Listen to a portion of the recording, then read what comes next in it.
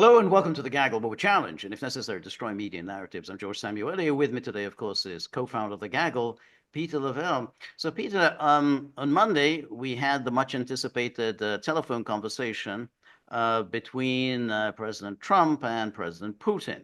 This is their third telephone conversation since Trump's return to power, and there was a kind of curious build-up because Trump going into the phone and into the conversation, he said, "Well, Putin and I have to settle this, and so there's not going to be any kind of a deal on Ukraine until Putin and I meet and talk."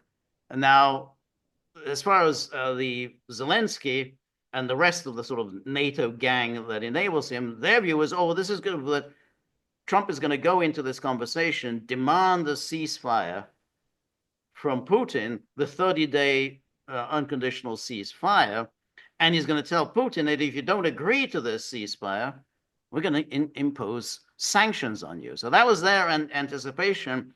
But as it turned out, neither emerged from this conversation. And it was kind of curious. So let's first of all take a look at what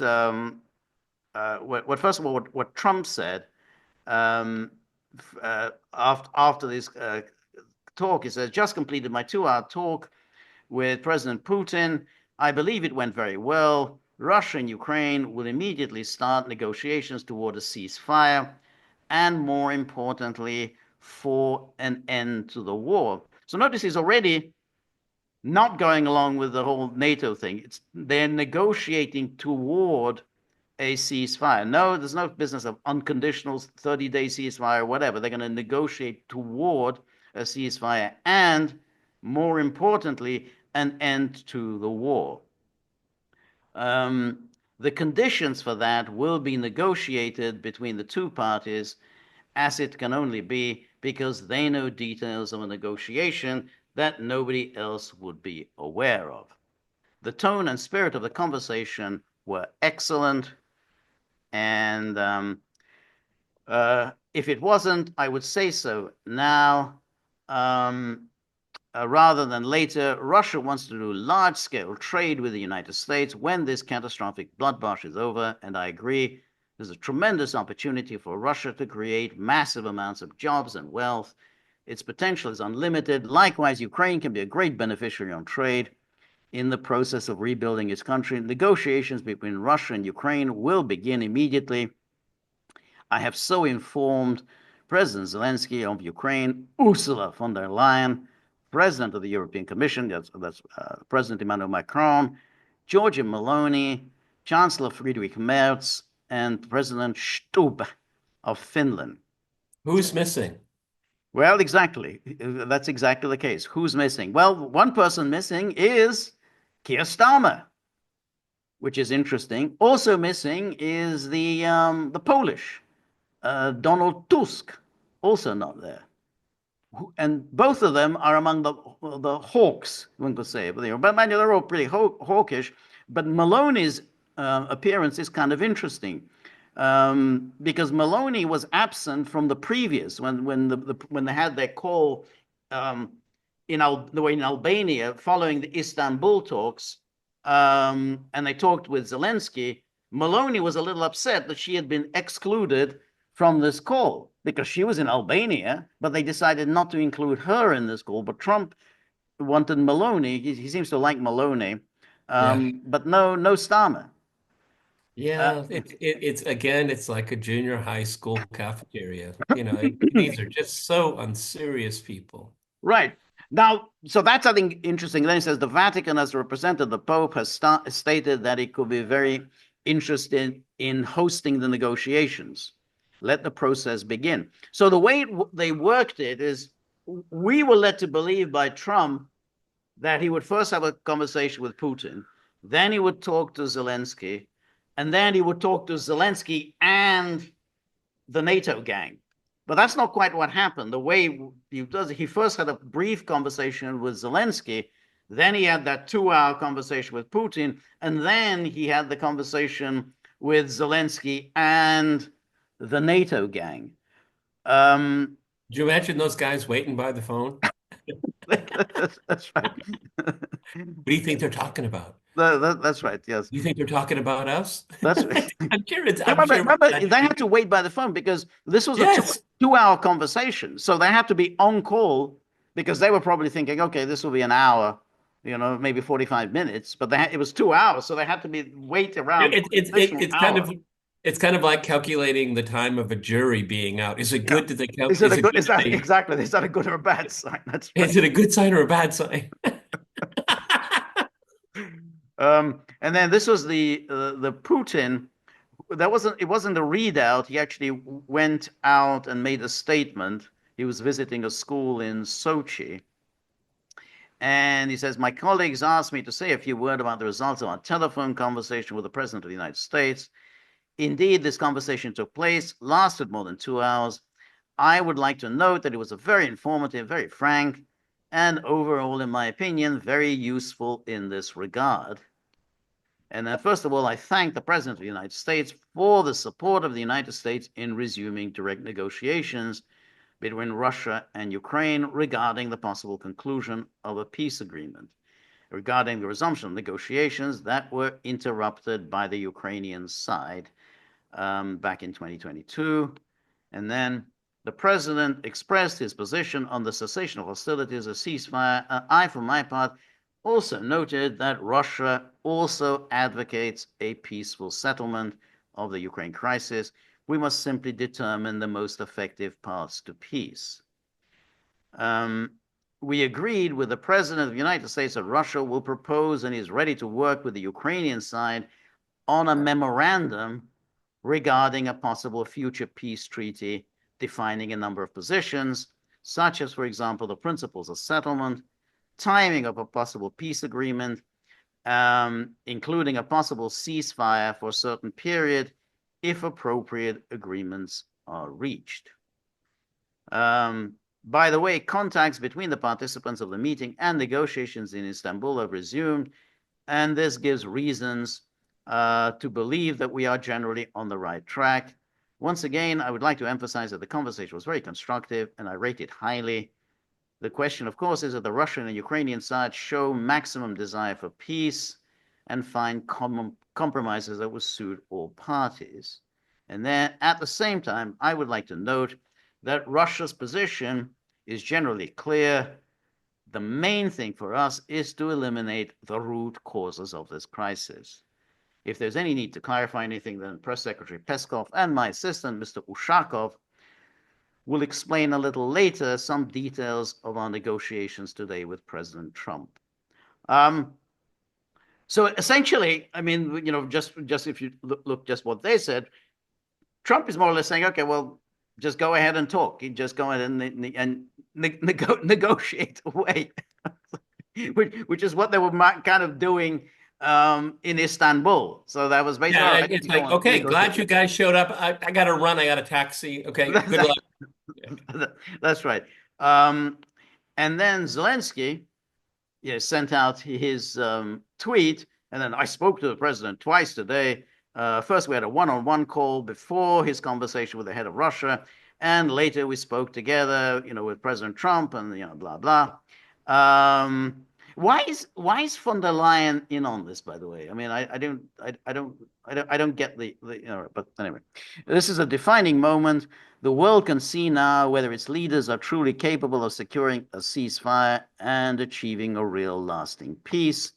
And then at the beginning of our bilateral conversation, I reaffirmed to President Trump that Ukraine is ready for a full and unconditional Yeah, ceasefire. we know that. We know We know that. that, but the interesting thing is Trump is not going along with it. He said you got to Right. negotiate toward a ceasefire. He absolutely did not say, I demand a ceasefire. You need to negotiate toward a ceasefire. More important, to negotiate an end to this war. It is important not to dilute this proposal. If the Russians are not ready to stop the killings, there must be stronger sanctions. Russia will push it toward a real peace, and this is obvious to everyone around the world. I also reiterated that Ukraine is ready for direct negotiation with Russia in any format that brings result. Turkey, Vatican, Switzerland, we are considering all possible venues. It's not necessary to convince Ukraine, and our representatives are prepared to make real decisions in negotiations. And what's needed is mirrored readiness for Russia to engage in meaningful. But this gets down to what in the debating world it's called special pleading. That's all he's doing here. Right. Okay. And he's speaking to the converted. Yeah, Okay. that's right. And so it's just white noise. That's right. And he's desperate to remain relevant That's right. because look at everybody. What's really going on here? It's the Americans and the Russians talking. That's what's happening here. Right. And Zelensky is painfully aware that he has, as Trump would say, he has no cards to play. He has no cards, and what he's painfully aware of is really the United States wants this to end. You know, that they absolutely just wants this to end. And this becomes even clearer in Zelensky gave a news conference. This is together we discussed possible next step, particular meetings with negotiators and so on. Every proposal at the table deserves an honest evaluation. And then Oh yeah, see there's his pitch to be. I'm the reasonable one. that's I'm right. being That's reasonable. right. That's right. And then that's why the negotiation process must involve both American and European representatives at the appropriate level. Exactly what Trump didn't say. Trump said you have to negotiate, the two of you need to negotiate. He said, no, we don't want Americans and Europeans at the negotiating table. At the appropriate level, it is crucial for all of us that the United States does not distance itself from the talks. See, he's let the cat out of the bag because he Exactly. knows that's what's happening. That's Yep. what's happening. And the pursuit, because the only one who benefits from that is Putin. I thank everyone who supports this approach. And then if Russia refuses to stop the killings, refuses to release prisoners of war, Putin puts forward unrealistic demands, and so on. Then he says that Europe, America, and the world respond with further sanctions. So that's it. They're demanding the sanctions, which Trump explicitly did not raise. And then he gave this news conference afterwards, which was quite interesting. He says there that we won't be withdrawing our troops from our territories. It is the constitutional duty of our forces. There will be no ultimatums. No one is going to surrender their lands, their people, their homes. I don't know what the principles of the memorandum mentioned by Putin are, but if Russia sets conditions for withdrawing our troops from our land, it means they don't want the war to be over because they clearly understand that Ukraine will not do this. But it's very interesting that he brought this up at the news conference because it sounds like Trump may well have just brought this up during the meeting. Hey, this might be a way to end the whole thing. Just withdraw the troops from this from the oblast. You get to keep the rest of the country. Just withdraw there, and that could be the basis of a settlement. Because it's very interesting that he said nothing about this in the tweet, but in the news conference he says we won't be withdrawing our troops from our territories, which sounds like this was something that Trump had raised with him. And then we had Ushakov, who took part in the meetings with George, maybe we should tell our viewers what this publication is. this is Medusa. You want to say something about Medusa? Yeah, well, that's a CIA front. Yeah, So that's right. That's right. But the story was confirmed by others. Yeah. yeah. But Yeah. No. my You're concern is that absolutely we're not advocating this. right. Right. No. That's right. Exactly. But this is Medusa. Vladimir, you can pick up the phone anytime, and I'll be happy to answer and happy to talk to you. Donald Trump reportedly told Vladimir Putin in this phone call, according to Ushakov.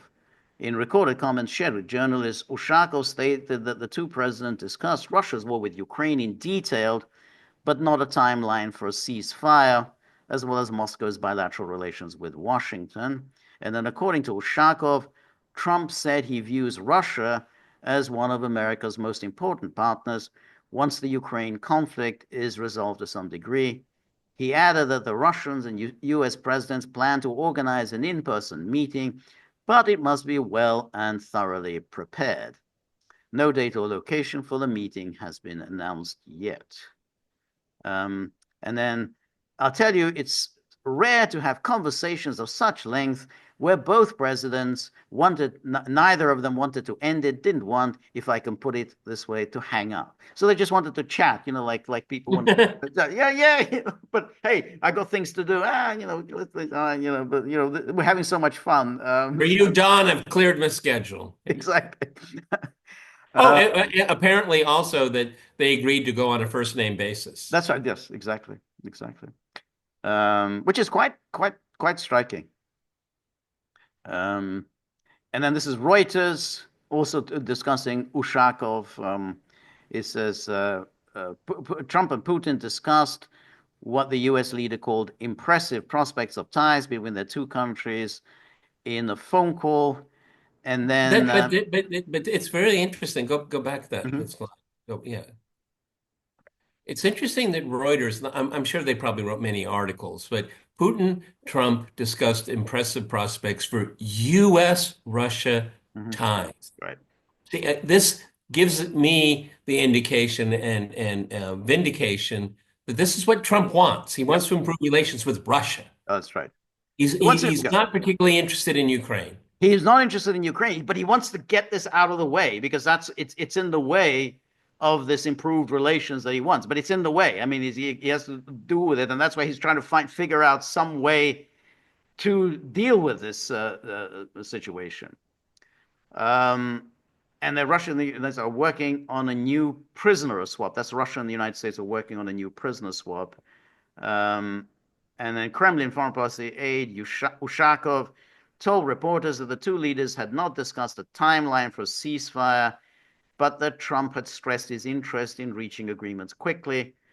And then the president also spoke in some detail about the future of our relations. And President Trump, I can say, spoke quite emotionally about the prospects for these relations. He specifically emphasized that the prospects for bilateral relations after the Ukraine conflict is resolved look impressive, and that as the president of the United States, he sees Russia as one of America's most important partners in trade and economic matters. Which is not true. No, it's not. But nonetheless, Ushakov wants to say this. Ushakov, but Trump tends to, he's wont to indulge in hyperbole, shall we say? So he may well have said something like that. Ushakov said that the two countries were working out details of an exchange of prisoners jailed in Russia and the United States involving 9 people on each side, although he did not say when it might take place. And then Trump and Putin are both in favor of meeting in person and will assign their teams to work on preparing a meeting. And then asked if the lifting of U.S. sanctions had been discussed, Ushakov said, Trump mentioned that the Senate in principle has a bill ready regarding new sanctions, but he himself is not a supporter of sanctions, but rather of reaching some agreement. That's the Lindsey Graham 500. Exactly, that's the Lindsey Graham thing. And then Ushakov stressed the warm nature of the conversation, saying the two men addressed each other by their first names, and Putin congratulated Trump on the birth of his latest grandson. Trump said, Vladimir, you can pick up the phone anytime. I will be happy to answer. I will be happy to talk to you. Hey, Vlad, do you happen to play golf? Actually, I've never heard that Putin plays golf. I'm not aware of it. But this is a very interesting article in Axios. Because this was kind of good inside reporting about what happened during this telephone conversation between Trump and Zelensky and the NATO gang. And here's the headline: Trump's deference to Putin stunned European leaders on call. I'm stunned. They were stunned. I mean, they have no sense of awareness whatsoever. No, exactly. No, it's like some were saying, well, Tusk agreed with me, and Tusk agreed with Merz, right. And Merz was echoing what Macron said. I mean, what's wrong with Putin? Right. I mean, this is a psychological pathology these Right. people have. Exactly. Exactly. Because they spend their time, they're always meeting one another, and they always purport to speak on behalf of Trump. They always come out and said, well, Trump agrees with us. The president of the United States is on board with us, when manifestly he's not. I mean, but you just keep repeating this, and the media keep repeating your repetition, but it's like clearly he's not. And now when it's right in your face that he doesn't go along with you, they purport to be stunned. Here he says Ukrainian President Zelensky and 5 other European leaders joined a conference call with President Trump immediately after his call with Putin, hoping to hear that Putin had agreed to a ceasefire. That's what they were hoping to hear, or that the US would impose penalties on him for refusing to do so. So there they were. They were on the phone. Imagine they were all sitting there on the phone, hoping to hear this. And instead, Trump said Putin had agreed to negotiate, stressed the US wouldn't be involved in these negotiations, and pushed back against the idea of imposing sanctions on Putin at the current time, 2 sources told Axios. And then why it matters, Trump gave the impression he was getting closer to withdrawing from the issue altogether. Some leaders on the call seemed surprised or shocked, the sources said. I think something is going to happen, and if it doesn't, I just back away, and they're going to have to keep going. Again, this was a European situation and should have remained a European situation, Trump told reporters in the Oval Office several hours after his calls. That was a remarkable news conference that he gave in the Oval Office. Not only did he say that this was a European situation, should have remained a European. He said the disaster was caused by the Biden administration getting involved in Ukraine to begin with. He said it was a disaster to have got involved in Ukraine. He said it there that was the original disastrous decision for Biden to get so involved in this war.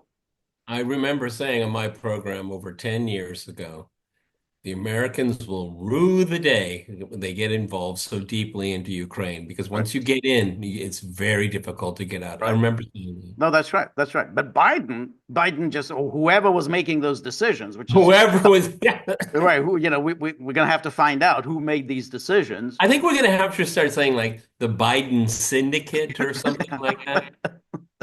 That's right. Or just say, well, Jill decided. I mean, we could just go full blown, okay? Because I mean, for all we know, it was President Jill Biden in the White House. It could well have been. And then he said Trump and Zelensky had a brief call Monday morning, and Trump asked his Ukrainian counterpart what he should tell Putin, the sources said. Zelensky was happy Trump called him to consult.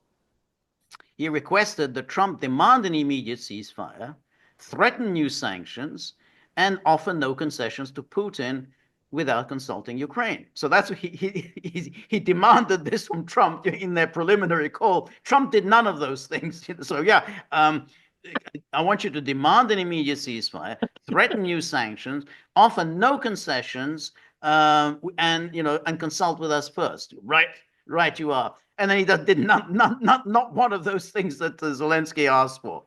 Thank you. It was good talking to you, Zeeb. I'll get back to you later. Okay. And then behind the scenes, when the call with Putin ended, Trump called Zelensky again. This time, the leaders of Germany, France, Italy, Finland, and the European Commission were also on that line. The second call was longer and of a different character than the first one, Zelensky said later. While a European source on the call told Axios it was constructive, another source said Zelensky felt it was bad. The White House did not respond to a request for comment. And then Trump told the leaders... But everyone, I hope I'm not attacked for saying this, but what do you expect Zelensky, what do you expect his reaction to be? I sacrificed hundreds of thousands of people. The country is in a shambles. The debt situation, it's a death spiral for them now. The prospects of, even if it were to end now, the rebuilding is immense. And Zelensky said, but you told me, but you promised, but you promised. right, You said I wouldn't be another Saakashvili. You promised. You promised I wouldn't be another right, Juan Guaido. You promised. right. Um, that's right. Trump told the leaders that Putin agreed to start direct negotiations on a ceasefire immediately. A source on the call said there were a few seconds of puzzled silence. They're puzzled. It's silence, and it was a puzzled silence. Zelensky pointed out that Putin had previously agreed to negotiate, and the first round of ceasefire talks took place on Friday. Trump didn't directly respond. Yeah, and then Trump said, "Yeah, that's good. So you've got these negotiations. They've started, and now continue with them. I mean, great." Yeah, Uh, you guys know the seating arrangement. Like, yeah, that's right. Go. I did suggest a catering company. I mean, what Yeah, else do you want me to do? that's right. You want to do it in Istanbul, or maybe I'll get onto the Pope. Maybe you could have it in the Vatican City. I'll have a conversation with the Pope. I've been meaning to give him a call, and I'll ask if arrangements can be made in the Vatican City. The sources said Zelensky and several other leaders on the call told Trump it had been his idea to start peace talks with an immediate 30-day ceasefire. Yes, but that was in February.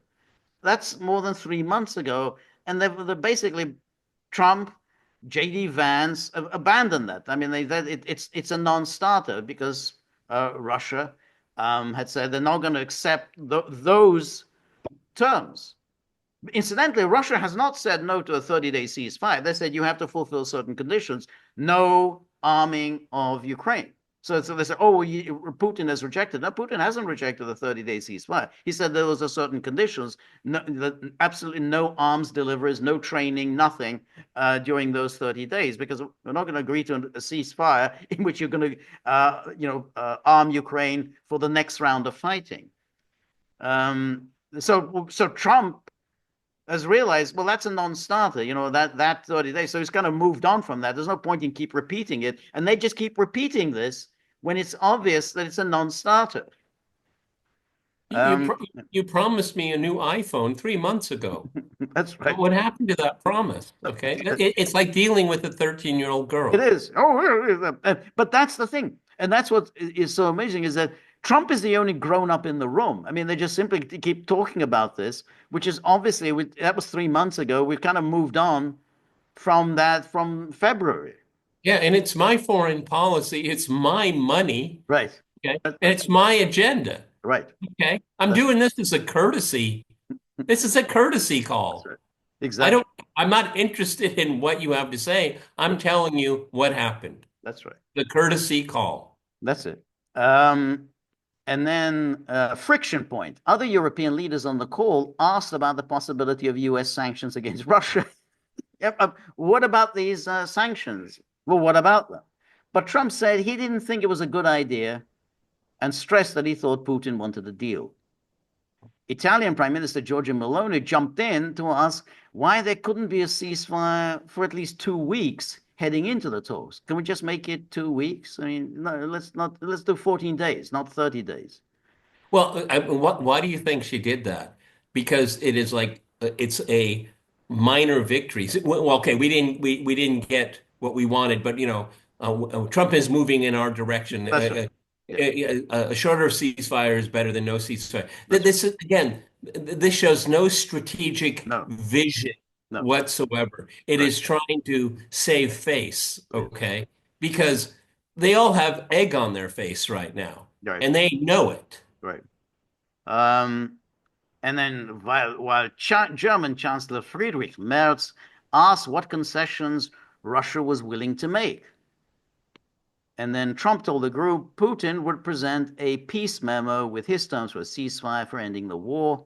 A source on the call said Trump told Zelensky and the European leaders he asked Putin to present something people can agree to and not a proposal that will be rejected immediately. Zelensky said previous rounds of negotiations with Putin, including last week, didn't produce anything and stressed that if Trump doesn't push, Putin won't move. So they keep pushing Trump into this, and he really doesn't want to do this. Well, Um, I don't know if that is a paraphrase of what Zelensky, because we don't have any quotes here. But isn't it interesting that he would default to the word push because they're pushing Trump? Well, if they're pushing Trump, and then, but the thing that they is that they really are in this dilemma that ultimately everything depends on the United States. For all the talk of we're going to do this, we're going to do that, they just know that there's nothing that they can do without the United States or the American backstop, as Keir Starmer put it. So that's why they go, you've got to do it. You've got to do it. And then Trump told the group that Russia and Ukraine should conduct bilateral direct negotiations without any third-party mediators because the parties best understand all the details of the conflict. Maloney and Merz said the US and European countries need to be involved in the negotiations. So they said, we need to be involved. Why? Why? Someone needs to be a judge. How can you be a judge if you're a party to the conflict? I mean, someone needs to be a judge, Maloney said. I mean, you can't be a judge and be rooting for Zelensky. I mean, it's fairly obvious.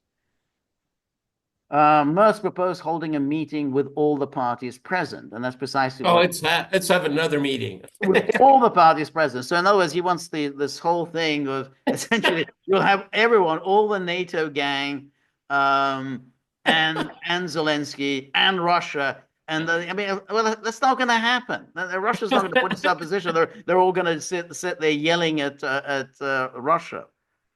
And then Trump later suggested the Vatican as a venue for the talk. But notice that Trump, he sees clearly this trap that they're setting for him, and then he's basically fobbing them off. Yeah, I don't think it's a good idea anyone else getting involved. He knows exactly what the plan is to get others involved. In other words, there won't be any real negotiations. And then, hey, no negotiation. Can we please put the sanctions on now?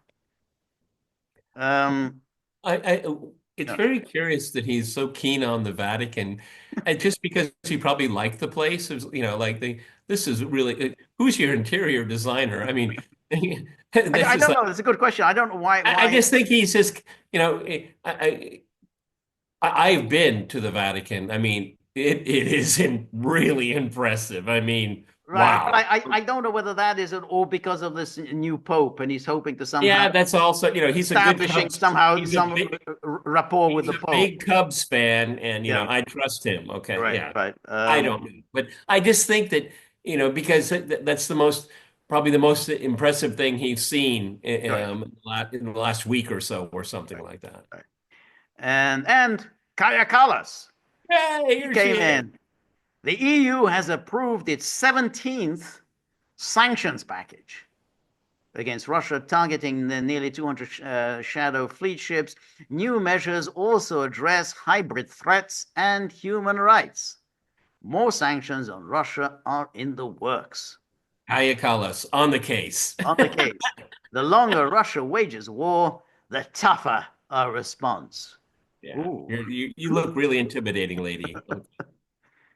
And then Bundeskanzler Friedrich Merz, he says, Europe and America are very united on this point. No, they're not. Exactly. The one thing it's clear from all of this, everything that we've talked about, is there's no union between the Europe and the United States. We will closely support Ukraine on its path toward a ceasefire. Europe will increase pressure on Moscow through sanctions. We agreed on this with POTUS after his conversation with Putin. Well, so well, if you want to do it, then do it. I mean, you want to impose sanctions. I'm not going along with it. I think, I don't know, Georgia. I need your opinion here. I mean, Bundeskanzler. I think we should just go back to what he really is, okay? And it is the Reich Chancellor. I think we should. Reich Chancellor Merz. It rolls off the tongue. Okay. All right. Bundeskanzler. And then Ursula von der Leyen. Good call with President. Talking about the old regime here. That's right. That's right. Good call. We had a good call with President Trump and blah, blah, blah. I want to thank President Trump for his tireless efforts to bring a ceasefire to Ukraine. Even though he disagrees with everything you say. Exactly. It's important that the U.S. stays engaged. So you're saying, well, first of all, you're thanking him for his tireless efforts, and then you're saying, well, it's important that the U.S. stays engaged. Well, which is it? I mean, is his tireless efforts, or it's important that he stays engaged? We will continue to support Vladimir Zelensky to achieve a lasting peace in Ukraine. So we're going to just continue doing exactly what we've been doing. It's brought no peace, but we're just we're gonna hope that somehow that's, if we keep pouring in more and more arms, that's going to bring a lasting peace. And then another tweet that she sent out just off the phone with Zelensky: we are coordinating closely on the next steps. Europe has just adopted the 17th package of hard-biting sanctions. Oh, that's a slip. She likes it. She's into biting. Hard-biting, yeah. Yeah, I think she has a biting fetish. Yeah, the Yeah. biting vendor. And then she says an 18th package is being prepared for further hard hitting. So the 17th were hard biting. These are hard hitting. Yeah, but see, it goes into we have the tools That's right, bucket. exactly. I think, yes, Hard hitting, that's right. She wants biting. she does like the hitting, She does like likes she's hitting got this hard. kind of violent streak That's in right. her language. Exactly. It's time to intensify pressure on Russia to bring about the ceasefire. So the 18th one, that should do it. We get it in, get that 18th hard-hitting sanctions in, and we'll get the ceasefire. And then we have, lo and behold, new EU and UK sanctions target Russia's shadow fleet of tankers. So that's the upshot of this conversation. The EU and the UK impose these new sanctions. Okay, illicitly transporting oil. Yeah. According to whom? Exactly. Nothing at all. There's nothing illegal about it. No, nothing at all. Um, and then here, the European Union on Tuesday agreed to impose fresh sanctions on Russia, notably targeting almost 200 ships from the shadow fleet illicitly transporting oil to skirt Western restrictions. Well, what does it mean to skirt Western? The Western restrictions, they don't mean anything to Russia. I mean, well, what does it matter? The whole idea that these Western restrictions have any kind of validity in international law. I mean, it's nothing. But somehow the Western restrictions. Whoa, that's really serious. They're in international waters, and they don't have Western insurance. They are insured. They don't have Western insurance because Russia has been locked out of the Western insurance market. That's quite an obvious reason why they don't have Western insurance. Nothing illicit about it. And also, I mean, it's so tiresome. And if you only follow these news outlets about this conflict here, sanctions are really low on the priority list on the Russian side. Right. There are people like myself, with some exceptions, some of the international financial institutions that help facilitate like grain to Africa and stuff like that, which is very helpful. But, George, after 3 years, most people have just gone beyond these things, okay? I was just informed this afternoon at lunch, retailers like Uniqlo, Marks and Spencer, Gap, Zara. There's been some enterprising people in the United States and the UK, and what they've done is they've created an app, and you can go shop all of those things. They're the intermediary. Of course, there is some markup. These individuals that are around this app are going to make some good money. But all of the retailers I just mentioned, they lose out on one of the largest consumer markets in the world. Okay. My point is people get used to things and they get around things. These publications are trying to tell their readers that this is so important. I mean, the Russians are shaking in their boots. Far from the truth. People don't talk about sanctions on a regular basis. Just not part of the conversation. All right. Yep, that's right. And then you see, look at this headline from Reuters. EU, Britain go ahead with new Russia sanctions without waiting for Trump. Well, they don't really have much choice. Trump isn't going to do it. He said, I'm not going to join you, without waiting for him. The EU and Britain announced new sanctions against Russia without waiting for the United States to join them. And then London and Brussels said their new measures would zero in on Moscow's shadow fleet.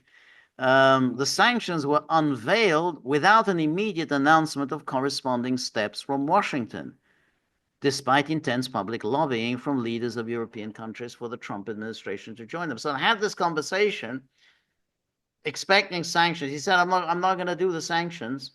And they repeatedly, he's asked over and over again, every single news outlet keeps asking, well, hey, what about the sanctions? And he said, I don't think it's a good idea. I don't think it's helpful. So it's all quite pointless. I said, well, we're just going ahead without waiting for Trump. So none of it's going to make any difference. But then they feel, oh, we're going to do something, and then they keep this whole thing going with the media, who just continue to ask this question. Well, what about your leverage with Putin? Well, the sanctions aren't providing you with any leverage.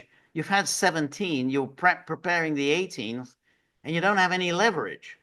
And if you use looking at Trump's approach here, who is who? What is the barrier to moving forward? The Europeans, because Trump thinks it's not a good idea to move this process forward. He may be wrong, we don't know, but it's who's making it loud and clear Right. that they want to be a barrier, and it's the Europeans, and that's not going to be. Well, it's clear that Trump kind of knows that he's being pushed into this. He said, in that Oval Office meeting, which is that this is a European issue. We're getting pushed into it. Now, whether it is or isn't, that's not the issue. He sees this as a conflict on the European continent, and the United States is getting pushed into a war the United States doesn't want and doesn't see it in its interest. And he knows that on all these meetings, he's getting pushed into this conflict. And there's like, well, what about the sanctions, which he knows perfectly well they're not going to make any real difference. And in fact, they're going to stand in the way of any kind of a resolution. Anyway, and then Zelensky is again, sending out the tweets. Diplomacy is stronger when we are united. We are discussing with our partners the details and ideas from yesterday's conversation with President Putin. It's important America remains engaged in the process of bringing peace closer. It is America that Russia fears, and it is American influence that can save many lives if used as a leverage to make Putin end the war. When you're explaining, you're losing the argument. Right. Okay. Right. So that was after the all the anticipation, but it's clear basically Trump doesn't want this. He wants to get himself out of this. Not an easy task. I mean, you have to say that is not an easy task. And he may not succeed. He may not succeed. Absolutely. He knows the problems ahead of him. You know that essentially that America is knee deep, if not further, in this conflict. Very difficult to extricate yourself from it, particularly as your supposedly closest friends and allies are trying to get you into a war, and they're trying to get you to sabotage any possibility of a negotiated outcome. So Trump kind of knows this, and he's hoping something or other will come up and help resolve this issue. He must have his loathing must be increasing exponentially. Yes. Really. Again, this was the courtesy call. Just want to let you guys give a heads up, and they're making demands of him. Yeah, so Zelensky's making demands, and he's seen widely as being ungrateful for all of the help. I mean, with all of this largesse, you haven't crossed the line, so you're not going to. So, this gambit, this Ukraine project has failed. Okay, what's it to me? It's not. It's nothing to me. And again, something that we've stressed over and over again on this podcast, Trump wants better relations with Russia. The Europeans don't. No. Okay. No. no, no, no, no. They are absolutely embarked on this conflict with Russia. They want to not just exacerbate the conflict. They want to massively increase their military expenditures, to sort of mobilize their industry and everything. There's crazy projects, but this is what they're embarked upon, and they want to go on using Ukraine as a means of inflicting the strategic defeat on Russia. They want to get, but they know they can't really do it without the United States. So everything that they do is geared towards making it extremely difficult for the United States to extricate itself out of this, particularly as basically NATO revolves around the United States. So this NATO is involved in Ukraine, and the NATO revolves around the United States. So it's very difficult to extricate yourself out. Well, you have to wonder from a psychological point of view, is that Trump knows they're trying to roll him, they're trying to manipulate him, and he may react strongly to that. Right. Okay, we have to see. Also, lurking in the background, everyone, is again, it's pretty obvious here, is that, and maybe it's part of a diplomatic strategy, negotiating strategy, but the fighting season is about to begin, and they're making it no secret here. Now, like I said, I don't know if this is part of the negotiation process or not, but if Ukraine continues to lose more and more territory, then who's going to be proven right? Okay, I was trying to save what was left of Ukraine. Okay, you don't, you Europeans. Okay, so there's a lot of things happening at the same time, and the Europeans just are stuck in some mindset. It just, like George said, I mean, Trump is with us. Why do we Europeans trying to convince themselves that Trump is with them when he tells them to their face, or at least on the phone, he's not? No, no, that's exactly right. And that's the thing, that their plans just simply going nowhere. So they issue these. There was a threat. Oh, we're going to impose sanctions. Okay, so we now impose these sanctions. Trump pointedly is not joining in their sanctions. Trump pointedly is not demanding this 30-day ceasefire. So essentially, they're just off on their own, and they just keep repeating all of their nonsense.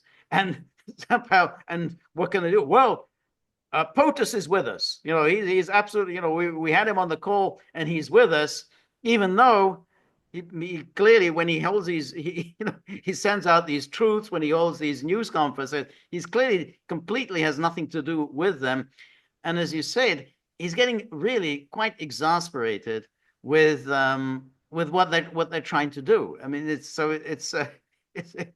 but particularly he's exasperated with Zelensky, and of course Zelensky has his enablers in his corner. Knows this thing has to come to an end. I mean, this is obviously a disaster for the United States, and he's saying, "I got you guys together. What do you want from me?" That's right, and that's why he's saying, yeah, let's bring this thing to an end. Well, he's talking it to your closest, but all your closest partners. That's not what they want. They want this war to continue. That's why he's the only one there who's, in a sense, he's the only grown up in the room. What's important to keep an eye on, and I am, is a new appropriation for Ukraine. Now, there's a couple of ways of going around that, but not with massive funds that the Biden administration was spending. So there's so far from what I can tell, maybe you've seen differently, there's no appetite in Congress. Even, we did this video about these hawks, wanting to twist the arm of the Georgians. But I don't see the same kind of fire in the belly to have another massive appropriation. There are mechanisms to go around it, but much smaller funds, and that's not going to. I don't see Trump really pushing for another appropriation. I think No, no, I don't see him doing that at all. I'm just saying his political opponents and people part of the war party doing it. I don't see that, and I don't know if Speaker Johnson, would shepherd anything like that through. I have my doubts that he would do it. Yeah, I don't really see it. I mean, and whatever's going now to Ukraine is these are Biden appropriations. So I have my doubts that there's going to be any fresh appropriations. And Then that's it. the Europeans will step up. That's right. We'll step They up. don't have anything left. The cupboard is bare. Okay, the cupboard is bare. They have very little left that they can give. Okay, this is what makes NATO kind of laughable at this point because with no U.S. Um, um, um, pushing through anything, it's flaccid. It doesn't mean anything. It's Oh, just a bureaucracy. that's right. They know this. They know this, that it's the US, and Trump knows that they know this, and that's why all these discussions are so ridiculous. Because, well, hey, what about your 30-day ceasefire? Yeah, what about your the threat of sanctions?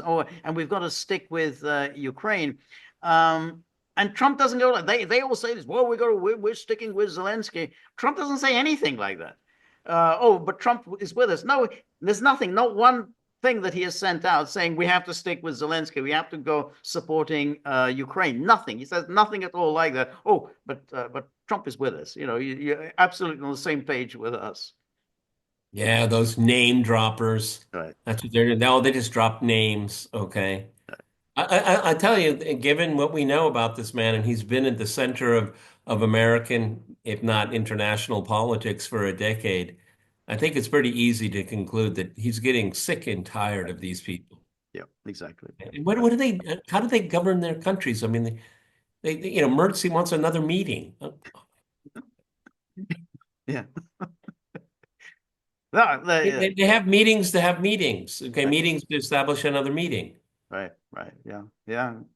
Yeah, no, I mean, they made this for some reason, they made it an existential matter for them Exactly. somehow that they rise and fall on the fate of Ukraine, which is very strange since Ukraine is not a member of NATO or the EU, but nonetheless they made it that. And so But that's the cardinal mistake. They've made it existential. And you know what, George? Because they've made it existential, it has become existential. exactly, yeah, that's right. That's right. That's why they devote as much time as they do. Imagine they were waiting all this time. They're sitting there waiting for this call with Trump, and then this call with Trump, was also quite a lengthy conversation. So imagine that you're Giorgia Meloni, you're the Italian prime minister. That's your whole afternoon gone. You weren't able to do anything to deal with Italian affairs. It's all about Ukraine and the sum and substance of your contribution. Can we just do a 14-day ceasefire? Nah, I don't think so. Okay, well, that's that.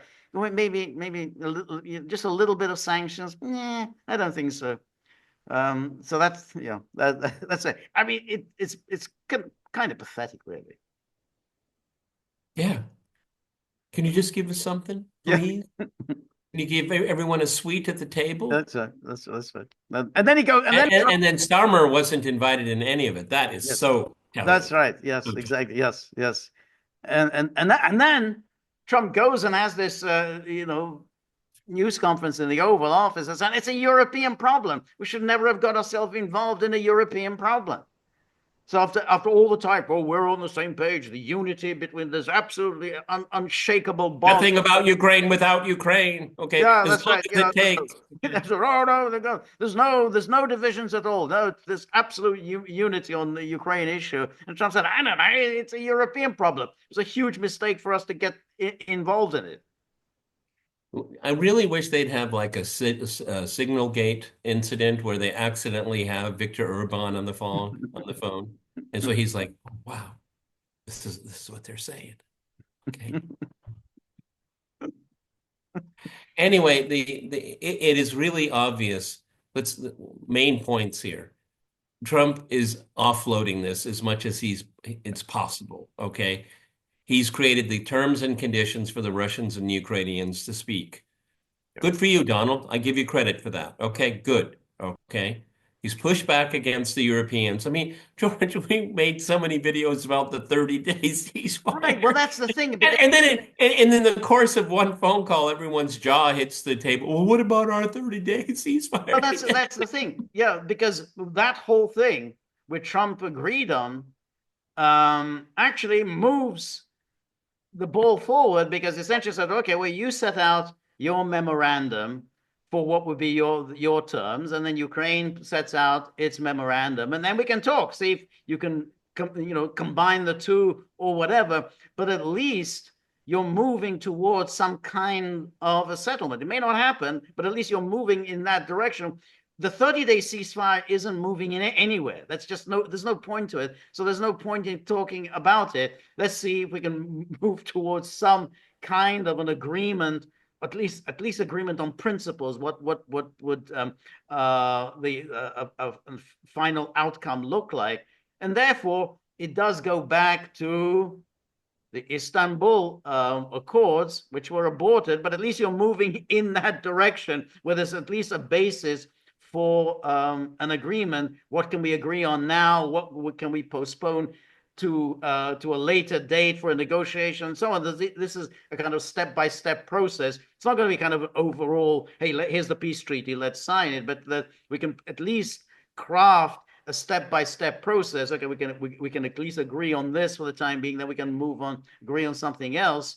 So at least Trump has realized that that's the only way we're going to make some progress towards settlement. To Trump's credit, because I think he could have done this differently. I wish he had. However, in our entire conversation today, Witkoff wasn't mentioned. No. Kellogg wasn't mentioned. It was, this was Trump. This was Trump. Okay. And it was reported that Witkoff was going to come with a 20 items to discuss. 20, everybody, does that sound kind of familiar? That's Kellogg. Okay. And they said no, and we're not going to discuss that. We can discuss other things, Right. bilateral relations. Yes, oh, we can talk about that. And so it's kind of interesting that it shows that Trump once and for all wants to wash his hands of this. Right. Because, and I'm sure George and I'll do it very, very soon. This whole thing with Iran is bubbling up in a big, big way. That's going to absorb a lot of his time as he's trying to make America great again. Okay. There's only so many hours in the day. And I know he doesn't sleep very much, but still, okay. I brought you the two parties together. Okay. I talked to the American Pope, good friend of mine, good friend of mine. People say he's a good man. Okay. Can do it there. Right. No, I think that's right. But I think they got a lot. They got a lot of space there at the Vatican. See, the difference is that at least what Trump is doing is at least he's thinking about the final terms of a settlement. What would a settlement entail? The Europeans are not doing that. They're just talking about this 30-day ceasefire. And they're not interested in a ceasefire because if they were, they would have agreed to Russia's terms, which is 30-day ceasefire, no arms for Ukraine during the 30. They're not interested in that. They think that they're going to just use this 30 days to arm Ukraine. But at least he's talking about, the terms, the possible terms of a settlement. And I think he realizes that the Europeans have no interest in any of that. I mean, they're just basically they're preparing for the next round of fighting.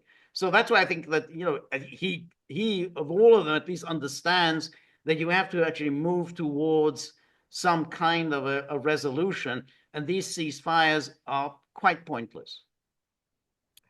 Well, maybe we can finish off on this. This is what Trump has learned about the art of the deal. What kind of deal do you want? And then we'll work towards it. Trump is doing that. Okay. Right. Again, I want to, be cautious, everyone. Is this going to work? Oh, no. It's going to be no idea. It's very difficult. You've got this huge institutional Russophobia inside the United States, and you've got your great NATO allies and partners all of whom want you to continue and escalate against Russia. Very, very difficult to get yourself out of that. Yeah. All right, everyone. That was our postmortem on the phone calls. I called it phone diplomacy here. Um, as I asked my guests yesterday, winners, Trump, Putin, losers, Zelensky, NATO, EU, Yep. Ursula von der Leyen. Why she was in the phone call? That's kind of like a signal gate for me. Why was she there? Yeah, I don't know. It's very strange. Yeah. Yeah. It has I think nothing. she somehow must have thrust herself in. I can't believe Trump invited her on. I don't know. I think she's always very pushy, and she tends to thrust herself into these situations because Yeah, doesn't make any sense. I think one of her secret weapons is she's going to start yelling at you in German, and no one likes that.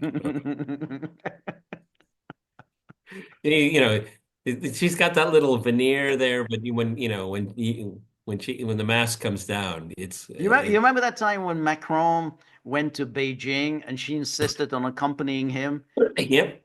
and she didn't get to the state banquet? You didn't make it to the state dinner, but I'm pretty sure that there was a well-stocked mini bar in her room. Okay. I guess so. Yeah, I'm sure. Yeah, she didn't go hungry. She got the leftovers from the state banquet. So, She doesn't look like she eats very much. Okay. I think anger is what fuels her, hatred. Okay. This is a German thing. I'm sorry, but there's something to it. There's something to it. Anyway, I'm gonna get myself in trouble now. All right. So, all right, everybody. This is our postmortem. This is the Gaggle with Peter and George. We're on locals. Um, I'm tired today. My eye hurts. But George is gonna go solo tomorrow. 3 p.m. Eastern time, and now the really important question. As soon as the sort of state banquet, the dogs hear the state banquet, yeah, that's us. And we need to be fed at the state banquet. But before that happens, money has to go into the tip jar. Otherwise, there's not going to be a state banquet. And this particular Chihuahua has a very sophisticated palate. Very sophisticated. Yeah, that only the finest, Only the finest meats will satisfy him. So if you have anything lying around, preferably large bills of a large denomination, then into that tip jar. We're very grateful for all of your help, friendship, and support. The more you're able to donate, the more of these videos we can make, the more we can large bills. This is large, very, very large. That's the type. Straight from the treasury. And remember, if you like the gaggle, please like, share, and subscribe. See you soon. Bye bye.